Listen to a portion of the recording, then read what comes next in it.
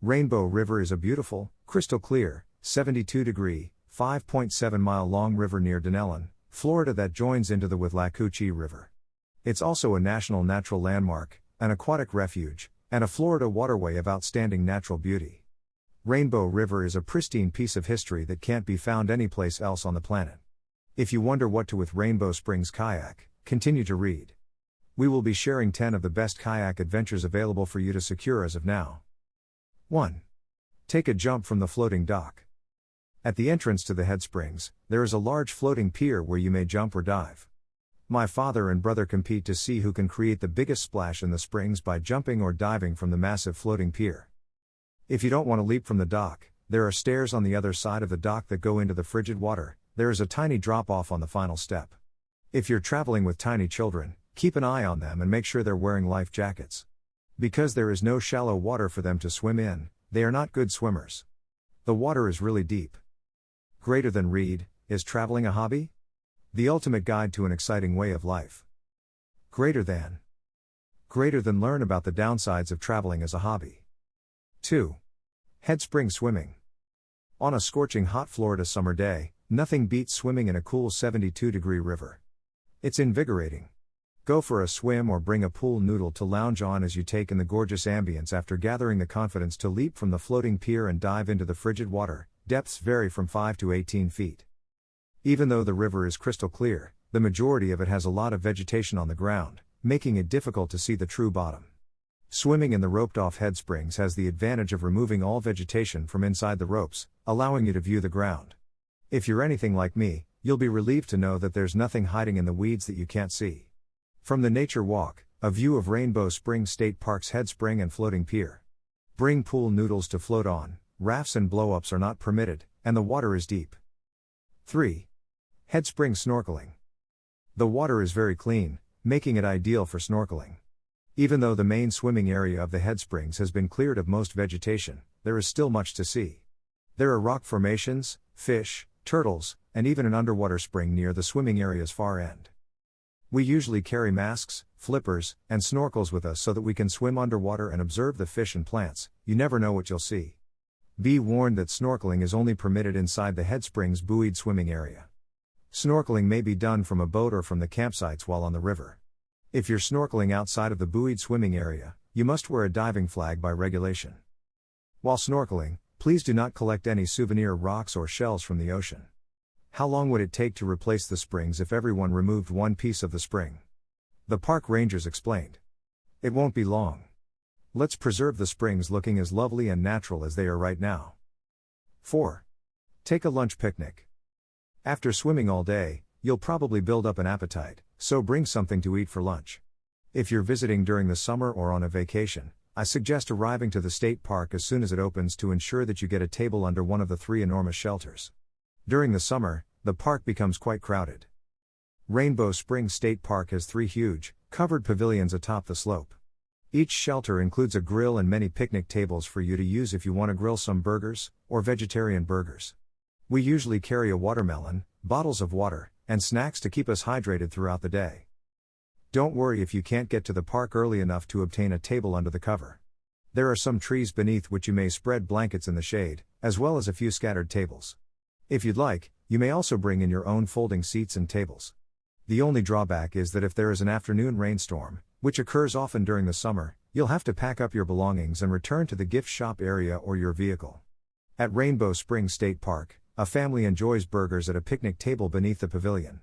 If you're throwing a party or celebrating with a large group, you may contact ahead and rent a shelter for $100. 5. Kayaking, souping, or canoeing at Rainbow Springs. Guest Services Incorporated rents kayaks and sups for 1 to 2 persons for $16 per hour or $50 for the whole day. Alternatively, a 3-person canoe may be rented for $22/hour or $60 for the day. You may reach them at 352-533-4305 if you have any more inquiries. 6. Rainbow Springs tubing. I've gone river tubing many times, and it's a lot of fun to do with a bunch of friends or family. Tubing the whole length of the river takes 2 hours. You won't be able to get off halfway through, so plan on being on the river from beginning to end. SW 180th Avenue Road, Denellen, Florida 34432 is where you'll find the tubing entry. The admission charge to the park is $2 per person, and tube rentals are $20 each, tax included. Guest Services Incorporated will transport you 2 miles upstream and drop you off at a point where you may join the river and float back to your vehicle. 7. Rainbow Springs Campgrounds. You may spend the night in camp if you can't get enough of the gorgeous river. The campsites are located within a short distance from the state park. The entry is located at 18185 Southwest 94th Street in Denellen, Florida 34432.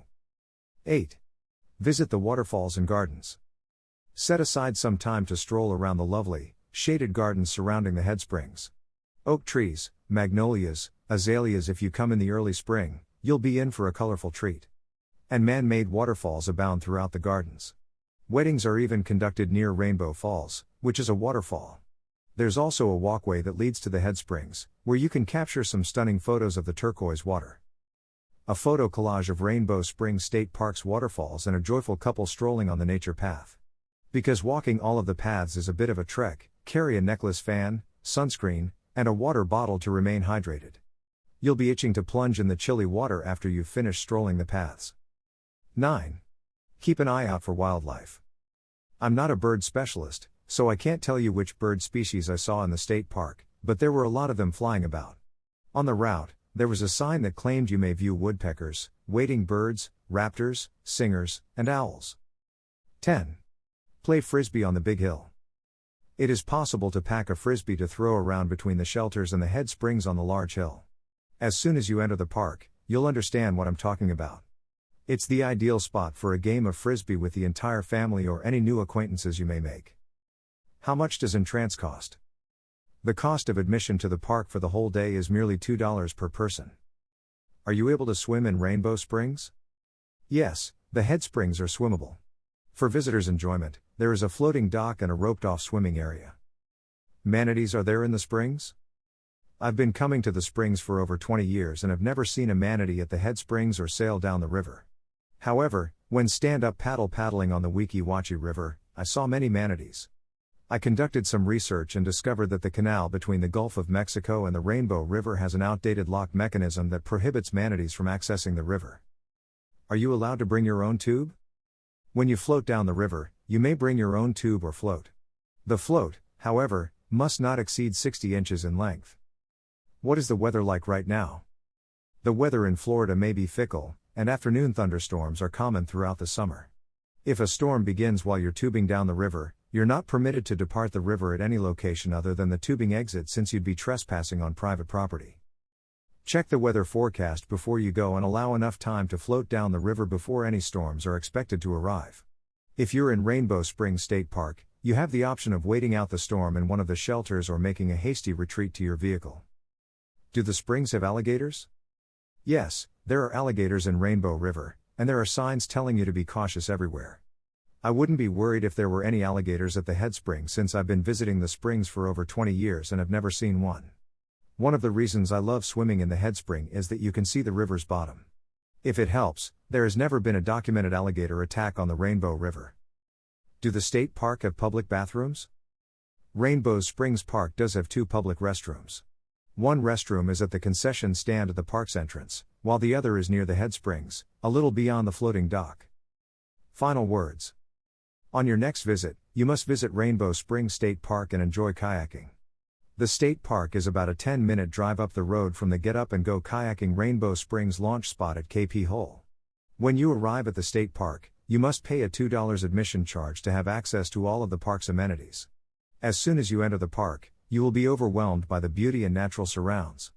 A picnic on the grass, a trek, a visit to the waterfalls, or a dip in the crystal clear waters of the freshwater spring are just a few of the things we recommend. Being surrounded by nature and taking in the breathtaking views that Rainbow Springs State Park has to offer is really relaxing.